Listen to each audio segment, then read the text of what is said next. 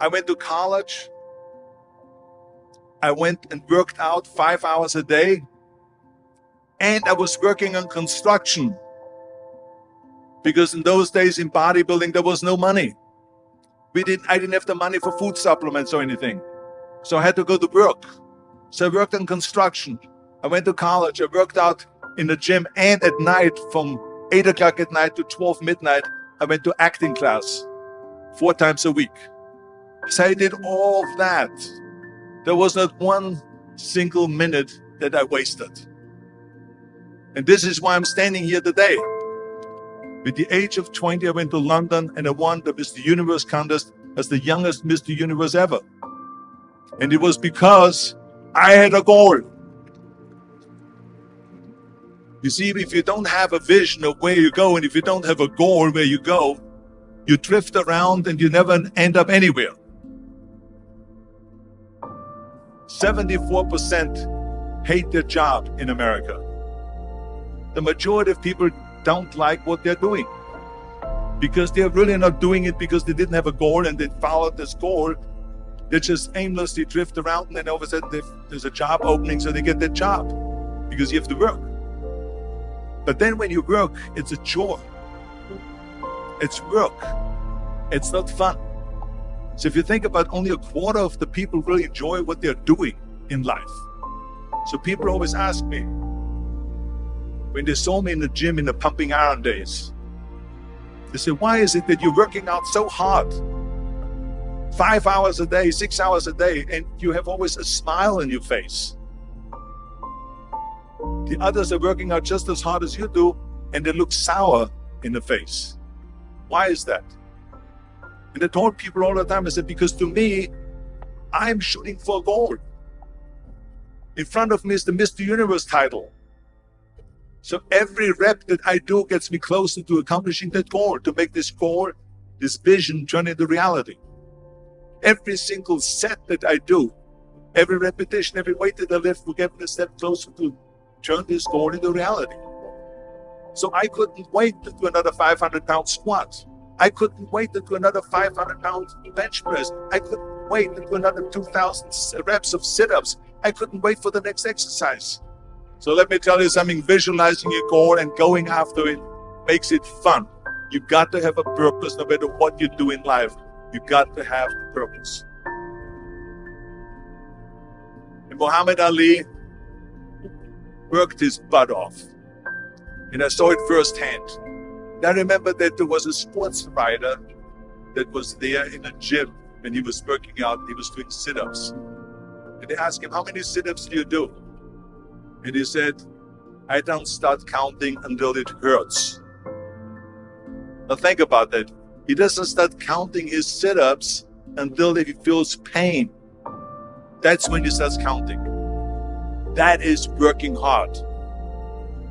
And so you can't get around the hard work. It doesn't matter who it is. Work your ass off. There is no magic pill. There is no magic out there. You cannot get around. You have to work and work and work. Make sure of this, make sure of that, and all that stuff. So it's work. And it drives me crazy when people say that they don't have enough time to go to the gym for 45 minutes a day and work out. Or to do something for 45 minutes to an hour a day to improve. If it is physically improve or if it is mentally to improve. Imagine you read 1 hour a day about history. How much you will learn after 365 hours in 1 year. Think about if you study about the history of musicians, of composers, how much you would know. Imagine if you would work on the business, on some business that you want to develop every day for an hour. Imagine how further along you will go and get. So it drives me nuts because when people say we don't have the time, we have 24 hours a day. We sleep 6 hours a day, so that gives you still 18 hours. And there's someone shaking their head out here in front to say probably, I don't sleep 6 hours, I sleep 8 hours, right? Or just sleep faster. So we have 18 hours a day. The average person works around 8 to 10 hours. So let's assume it's 10 hours. So if you have 8 hours left, then you travel around an hour a day, maybe 2 hours a day. So now you have still 6 hours left. So what do you do with these 6 hours? What do you do with these 6 hours? Then we eat a little bit, then we schmooze a little bit, talk a little bit to people and all that stuff. But you can see how much time there is available if you organize your day. So you got to work hard. I hate plan B. And I tell you why. Because we have so many doubters, as I've said earlier, the no-sayers. We have so many of those people that say no, and you can't do it, it's impossible. That is okay, because we just turn off, as I said earlier, and we listen and we hear the no being a yes. You can't do it, you can't do it, and all that. So that is possible to do that amongst all the negative people around you. But when you start doubting yourself, that's very dangerous. Because now what you're basically saying is that if my plan doesn't work, I have a fallback plan. I have a plan B. And that means that you start thinking about plan B, and every thought that you put into plan B, you're taking away now that thought, that energy from plan A. And it's very important to understand that we function better if there is no safety net, because plan B becomes a safety net. It says that if I fail, then I fall and I get picked up and I have something else there that will protect me. And that's not good, because people perform better when there's no safety net. People perform better in sports and everything else if you don't have a plan B. I'm telling you, I've never ever had a plan B. I made a full commitment that I'm gonna go be a bodybuilding champion. I made a full commitment that I'm gonna be in America. I made a full commitment that I'm gonna get into show business and I'm going to be a leading man. No matter what it takes, I will do the work. I will do the work over and over and over until I get it. And the same was in politics and everything like that. So to me, it is very dangerous to have a plan B, because you're cutting yourself off from the chance of really succeeding. And the reason, one of the main reasons why people want to have a plan B is because they are worried about failing. What is if I fail, then I don't have anything else? Well, let me tell you something. Don't be afraid of failing, because there's nothing wrong with failing. You have to fail in order to climb that ladder.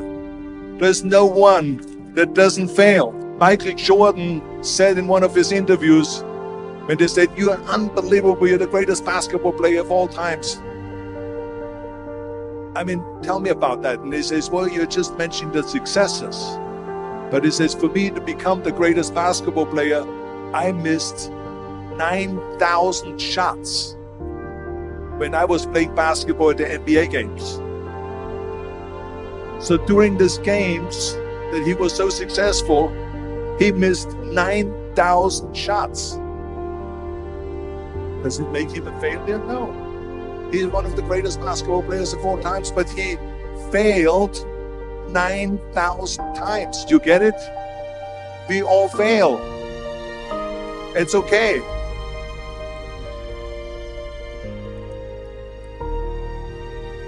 What is not okay is that when you fail, you stay down. Whoever stays down is a loser. And winners fail and get up, fail and get up, fail and get up. You always get up. That is a winner. That is a winner. I failed in bodybuilding. I lost bodybuilding competitions. I lost powerlifting competitions. I lost weightlifting competitions. I had movies that went to the toilet that were terrible, got the worst reviews. And in politics, I remember I had many of the initiatives on the ballot, and we lost. My approval rating in California went down to 28%. and then he went back up again and they won again the governorship. Hey, we all lose. We all have losses. This is okay. This is why I say don't be worried about losing, because when you're afraid of losing, then you get frozen. You get stiff. You're not relaxed. You got to be, in order to perform well in anything, if it's in boxing or if it is on your job or with your thinking, is only happening when you relax. So relax. It's okay to fail. Let's just go all out and give it everything that you got. That's what it is all about. So don't be afraid to fail.